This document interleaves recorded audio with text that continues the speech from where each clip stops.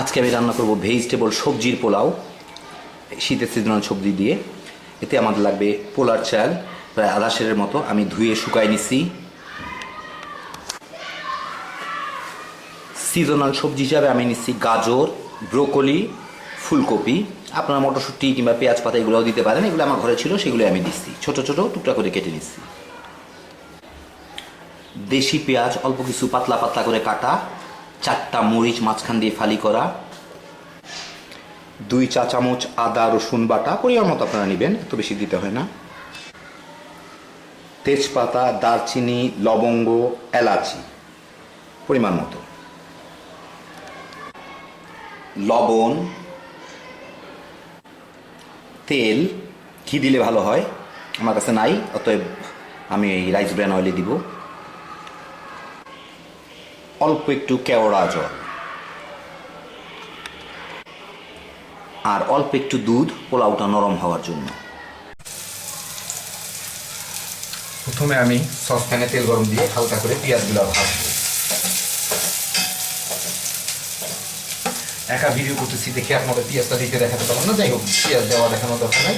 পেঁয়াজগুলো হালকা করে ভাজবো, হালকা একটু বাদামি এবং ট্রান্সলুসেন্ট হওয়া পর্যন্ত, স্বচ্ছ হওয়া পর্যন্ত। পেঁয়াজটা মোটামুটি একটু ভাজা হইলে আমি গরম মশলাগুলো দিয়ে দেবো।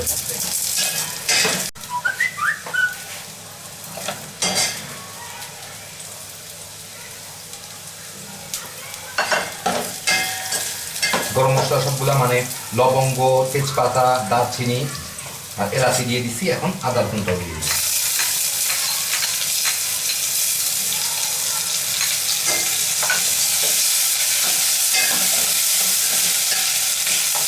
একটু নেড়ে ছেড়েই এর মধ্যে চালগুলা দিয়ে দিচ্ছি।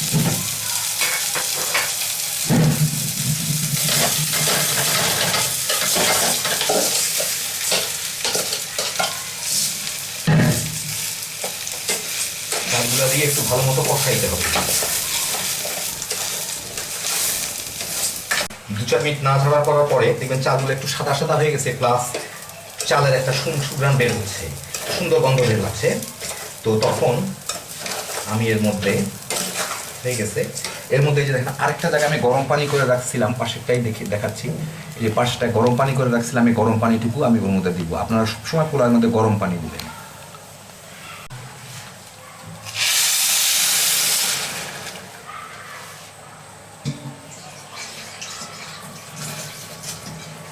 পানিটা দিয়ে দিলাম, এখন পানির মধ্যে আমি সবজিগুলা দিয়ে দিলাম।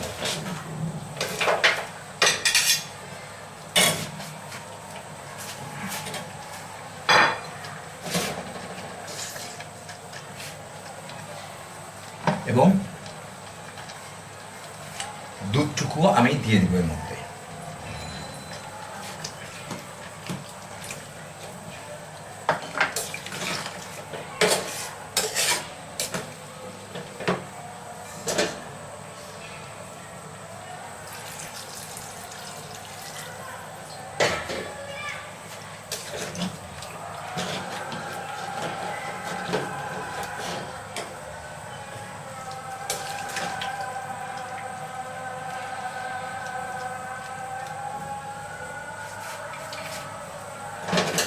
এটা 2-4 মিনিট রাখবো বলক আসা পর্যন্ত।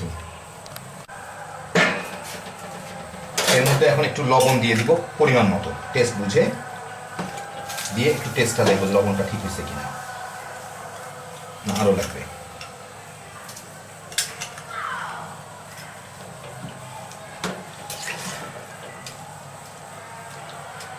ভালো মতো মিশায় এটা বলক আসা পর্যন্ত অপেক্ষা করব।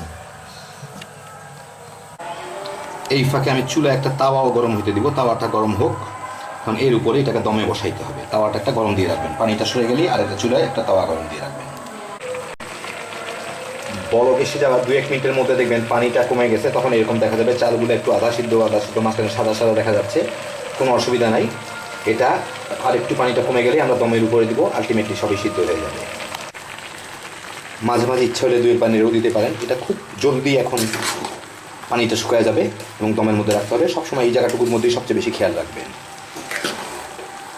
এমনভাবে নাড়বেন চালগুলো যাতে ভেঙে না যায়।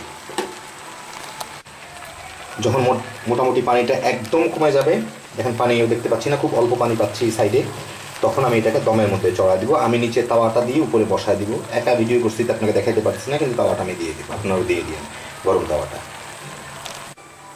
আমি এখানে তাওয়ার উপর বসায় দিচ্ছি। আমি এই মুহূর্তে মানে শুকনো থাকা অবস্থায় কাঁচামরিচ কটা দিয়ে একটু নেড়ে ঢেকে দিব, যাতে কাঁচামরিচগুলো নিচে চলে যায়। আর ঝাঁকি দেখতে পাচ্ছেন ক্যামেরায়, কারণ হচ্ছে আমার এক হাত দিয়ে করতে হচ্ছে। আর তারপরে আমি এটা ঢুকে দিব। এই অবস্থায় যখন থাকবে আপনারা দেখে নেন, এটা দমের মধ্যেই বাকিটা হয়ে যাবে পোলাওটা।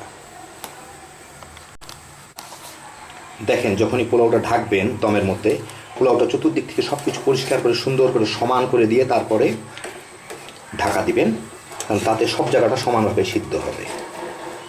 সুন্দর করে সমান করে দিবেন, দিয়ে আমি এখন এটা ঢেকে দিব। আমারটা হয়তো পারফেক্ট হয় নাই, আপনারা সমান করার চেষ্টা করবেন। এখন আমি একটা ঢাকনা দিয়ে এটা ঢেকে দিব। ঢেকে অন্তত আধা ঘন্টা অপেক্ষা করবো চাল হালকা দিয়ে।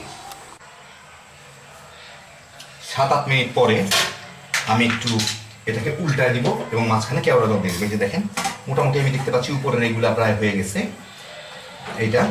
আর কেওড়া জল দেওয়ার একটা কথা আপনাদের বলি, আপনারা ঢেলেও দিতে পারেন। আমি যেটা করি হচ্ছে সেটা হচ্ছে এর মাঝখানে একটা ফুটা করি, এই বোতলের মধ্যে ছোট্ট একটা ফুটা করি সেফটি পিন দিয়ে। ফুটা করলে আপনি যখন দিবেন তখন এই যে এইভাবে দেওয়া যায়।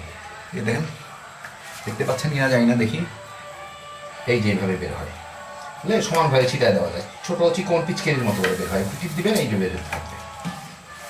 তারপর এটাকে উল্টা পাল্টায় নেড়ে দিলেই হয়ে গেল। নিচেগুলো হয়ে গেছে আমার, এখন বেশি দমে রাখার দরকার নাই। আমি চুলাটা বন্ধ করে দিব। কেওড়া জলটা মিশে গেলেই সুন্দর একটা স্মেল আসবে, জিনিসটা ভালো হবে। দেখেন ভিতরের গুলা প্রায় হয়ে গেছে, পোলাওটা ঝরঝরা হয়েছে। আপনাদের ক্লোজ আপ দেখাবো আমি।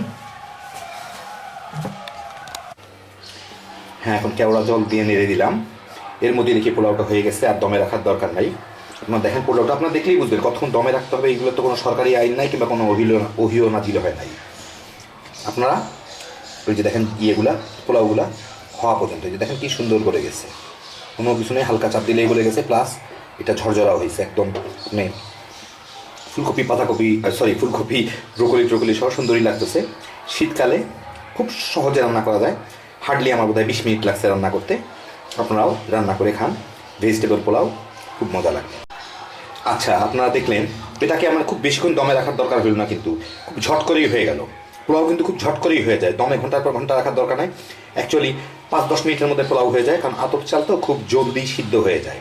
তা আপনারা ওইভাবে খেয়াল রাখবেন। আমি কেওড়া জল দেওয়ার পরে আমার নাড়ানোর মানে দমে রাখার দরকার হলো না, আমি জাস্ট নেড়ে দিলাম, দেখি নিচেরটা হয়ে গেছে।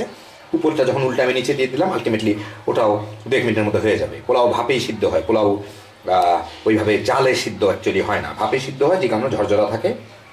আতপ চাল খুব সুন্দর হয় জিনিসটা। যাই হোক, দেখলেন এভাবেই আপনারা অল্প কয়েক মিনিটের মধ্যে রান্না করে নিতে পারবেন। এই হয়ে গেল আমাদের ভেজিটেবল পোলাও। দেখলেন কেমন সহজে রান্না করে ফেলতে হয়। নেড়ে বেড়ে নিছি, দেখতে বোধহয় একটু ভালো লাগতেছে, খাইতে খুবই সুন্দর হয়েছে।